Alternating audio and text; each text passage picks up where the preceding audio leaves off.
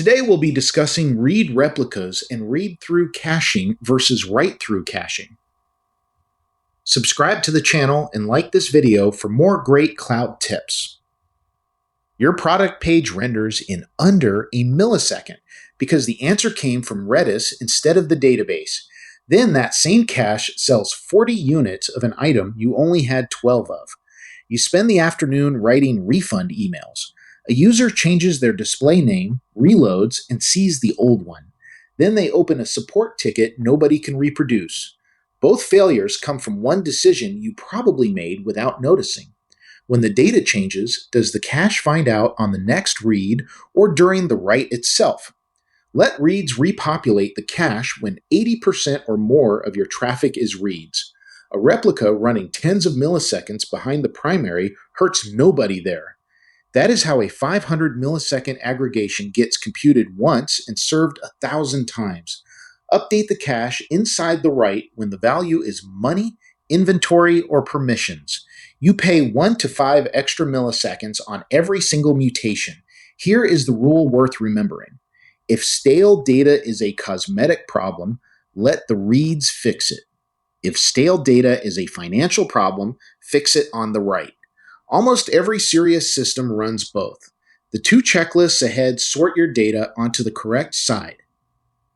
This article is a condensed version of the longer article on blog.systemsarchitect.io.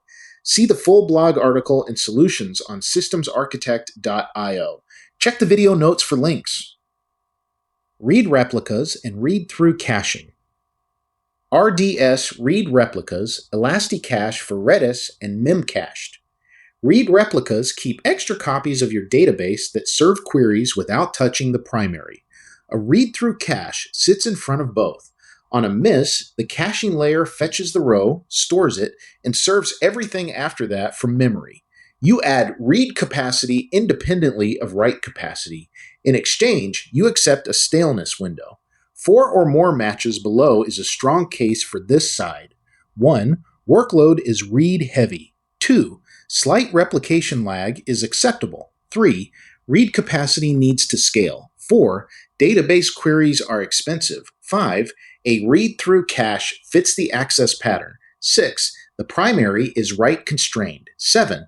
Cache misses are handled automatically. 8. Cache keys are predictable. 9. Read replicas sit in user regions. 10. A cache invalidation strategy exists. 1. Workload is read heavy. Most web applications run 80 to 90% reads. A profile is read hundreds of times between edits. Scaling the read path is the cheapest lever you have. Measure that ratio before you assume it. 2 point. Slight replication lag is acceptable. An RDS replica trails the primary by tens of milliseconds. Nobody perceives that on a product listing. On a checkout total, that same window is the bug. 3. Read capacity needs to scale. How much does one replica actually buy you? One more replica roughly doubles read throughput. No schema change, no rewrite, just a second endpoint. Your application does have to know which queries are replica safe. 4. Database queries are expensive. A 5-table join or an analytics rollup can take hundreds of milliseconds. Cached, the same result comes back in under a millisecond. Profile first, cache what is slow and rarely changes. 5. A read-through cache fits the access pattern. The cache loads from the database on a miss and populates itself. Spring Cache, the Django cache framework, and DynamoDB Accelerator all work this way. It only pays off when the data is genuinely shared. 6. The primary is write constrained. A busy Postgres primary is pinned on writes, indexes, in the write ahead log. Moving reads off it frees the box to do nothing but write. That often beats paying for a larger instance. 7. Cache misses are handled automatically. Cache aside makes every read path check the cache and populate it. Read-through writes that logic once in the caching layer. A new endpoint cannot forget code it never had to write. 8. Cache keys are predictable. Keys like user by identifier or product by slug keep the key space bounded. Bounded key spaces produce high hit ratios. Unique filter combinations produce almost no hits at all. 9. Read replicas sit in user regions. A replica in Europe turns a 300 millisecond trip into single digits. Aurora Global Database and Cloud SQL both offer this. Writes still cross back to the primary region, so plan for that. 10. A cache invalidation strategy exists. What is the worst caching failure? It is serving stale data forever. A time to live of 1 to 5 minutes is your safety floor. Event-based invalidation gets you closer to real time. Use both, because the event path will fail one day. Write-through caching. Redis, Memcached, and DynamoDB Accelerator. Write-through updates the cache in the same operation that writes the database. The two never drift apart. Every read after that sees the value just written.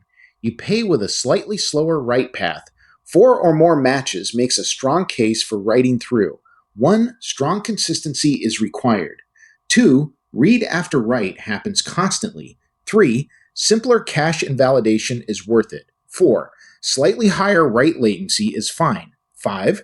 Cache and database must stay synchronized. 6. Cache aside is error prone here. 7. Write volume is moderate. 8. Updates are key based. 9. Writes flow through an event log. 10. Consistency outranks performance. 1. Strong consistency is required. Balances, inventory, availability, and access control share one property. A stale answer there is an incident, not a slowdown. Write-through guarantees the cache matches the database after every write. 2. Read after write happens constantly. Carts, comments, forms, and settings are all read right after they are written. Why does this feel broken to a user? Without write-through, they reload and see the old value. It generates tickets nobody can reproduce. 3. Simpler cache invalidation is worth it. Invalidation means knowing every key affected by every write path. Write-through makes the write itself update the entry. Derived data, like aggregates and lists, still needs handling. 4. Slightly higher write latency is fine. A Redis set adds low single-digit milliseconds to the write. Nobody can tell 50 milliseconds from 55. It stops being fine on high-throughput ingestion. 5. Cache and database must stay synchronized. Think overselling stock and overdraft from a stale balance, a revoked token that still works. One incident there costs more than a year of writing through. If money or access moves, write through. 6. Cache aside is error prone here. Public APIs, workers, admin panels, migrations, and integrations all write.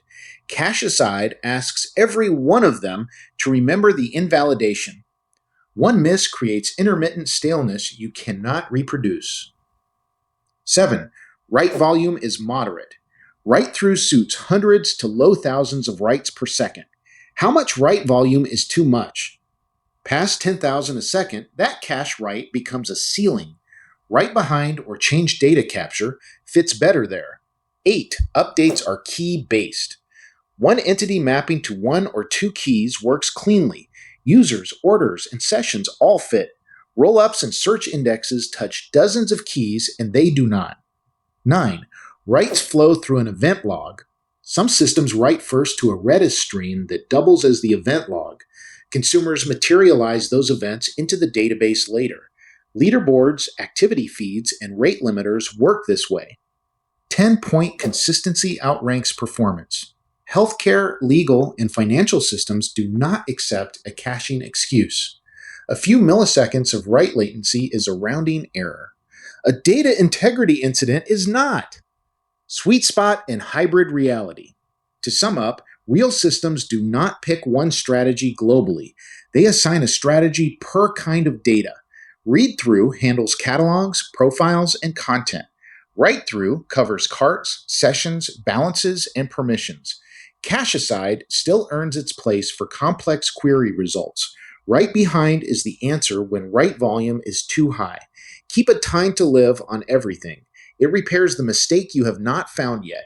Classify your data, not your infrastructure. Well, that does it for now. Hope you got something out of this video. Find a lot more articles and guides on both systemsarchitect.io and codeguides.io. That's systemsarchitect.io and codeguides.io.